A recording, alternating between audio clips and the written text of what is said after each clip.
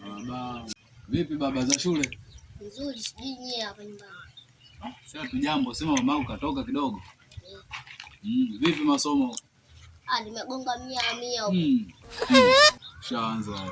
Yaani ndio siku hizi nyie. Walimu wenyewe vilaza hao. Vilaza kwa walimwengu wazidi akili. Aisee, mimi kweli hapa nasomesha hapa.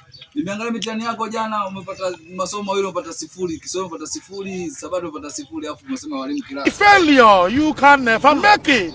Kweli mimi hapa nasomesha hapa. Hapa mimi nasomesha. Haya bwana.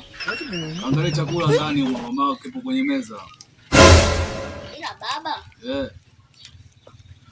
Mimi si mwanao. Sema swali gani? Ndio.